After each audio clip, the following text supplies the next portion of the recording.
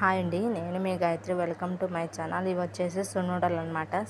చాలా సాఫ్ట్గా and texture కూడా చాలా బాగుంటుందన్నమాట. మరి ఇంకెందుకు ఆలస్యం, దాని ప్రాసెస్ ఏంటో చూసేద్దాం అనమాట.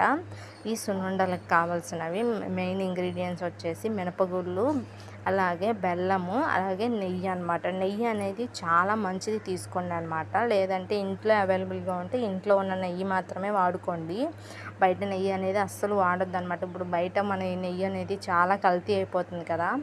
ఇక్కడ ఫస్ట్ వచ్చేసి మినపగుళ్ళు తీసుకున్నాను. మీ దగ్గర పట్టు మినపప్పు ఉంటే అది కూడా వాడుకోవచ్చు. అదైతే ఇంకా హెల్త్కి చాలా మంచిదన్నమాట. ఇక్కడ వచ్చేసి మినపగుళ్ళు 1 కప్ తీసుకున్నాను అనమాట. నేను ఈ 1 కప్పు బాగా ఫ్రై చేసుకొని పక్కన పెట్టేసుకోవాలి. ఇలా కలర్ చేంజ్ అవుతుంది అనమాట. ఇప్పుడు వీటిని చల్లారబెట్టుకోవాలి. ఇవి చల్లారబెట్టుకొని ముందుగా మనం మెత్తగా పౌడర్లా చేసుకోవాలి. పేస్ట్గా కూడా కాదనమాట. జస్ట్ పౌడర్లా చేసుకున్న తర్వాత బెల్లాన్ని మనం బాగా నల్లగొట్టుకొని దాన్ని మనం ఈ మిక్సీ జార్లో వేసేసుకొని పౌడర్లా అయిపోతుంది అనమాట. అది కూడా ఇప్పుడు దీంట్లో మనం ఒక గిన్నెలో తీసేసుకొని దీంట్లో మనం కరగబెట్టుకున్న నెయ్యి మాత్రమే వాడుకోవాలన్నమాట. ఇందులో వచ్చేసి నెయ్యి ఎక్కువ ఉంటేనే మనకి ఉండలు అనేది చాలా బాగా మంచిగా వస్తాయి అన్నమాట. టేస్ట్ ఇస్తుంది అనమాట నెయ్యి అనేది. ఇక్కడ మీ దగ్గర ఇలాచీ ఉంటే ఇలాచీ కూడా యాడ్ చేసుకోవచ్చు అనమాట.